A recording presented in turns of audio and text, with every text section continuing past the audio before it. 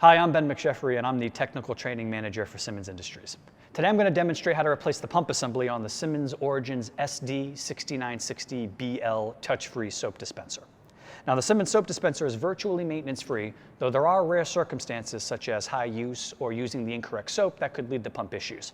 Fortunately, replacing the pump is super easy. It can be done in just a few minutes, and it only requires the use of a Phillips head screwdriver and maybe a few rags or a paper towel. Let's take a look. Now, before replacing the pump, make sure you check the troubleshooting steps on the installation guide. If, after checking those steps, you decide that the pump does need to be replaced, this is how it's done. The pump is a molded unit with a sealed pump assembly, so resist the urge to start removing the screws on the pump. There are no field serviceable parts inside. We're simply going to replace the entire molded pump assembly. Start by disconnecting the black and white power lead from the power supply. Power supply could be a battery box, a transformer, or an AC adapter. Next, unplug the pump connector lead by pulling apart the round male-female connector. This connector has a waterproof seal, so use slow, consistent force to separate the connections. Moving on, we'll disconnect the black soap supply line from the top of the pump assembly. This tube attaches with a simple push connector, so to remove it, just push the blue collar down to release the grip, and then pull the soap supply line out.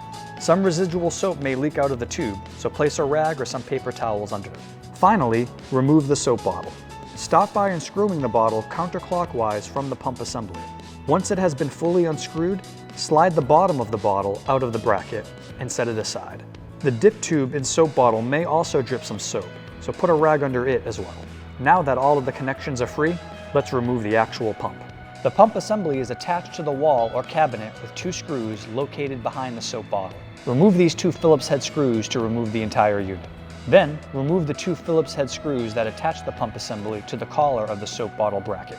We'll discard the old pump, keep the bottle bracket, and mount the new pump assembly to it using the same Phillips head screws. At this point, we'll now just reassemble the unit in reverse order. Use the same two screws to mount the new pump assembly to the soap bottle bracket.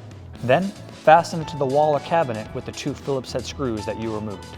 Insert the soap dip tube back into the soap bottle, slide it back into the bracket, and screw it clockwise until it seats firmly. Reinsert the black soap supply tube from the spout by simply pushing it into the blue collar. After it's in, just pull up on it very slightly to make sure it's made a good connection. Now, we'll reconnect the wiring. Reconnect the waterproof connector from the pump by pushing it together completely until it clicks. Make sure the plug is fully seated and the white O-ring is not visible. Then, plug the black and white power lead back into the power supply. Now that everything is back together, we'll need to prime the pump to check for leaks, remove any air, and to get the soap flowing again. On the back of the pump, there's a gray rubber refill button. Press and hold this button until the soap flows consistently out of the spout. Once it's flowing smoothly, that's it, you're done. If you have any questions related to the maintenance of this or any Symmons product, do not hesitate to call our technical support team at 1-800-SYMMONS. On behalf of the entire team at Symmons, thanks and have a great day.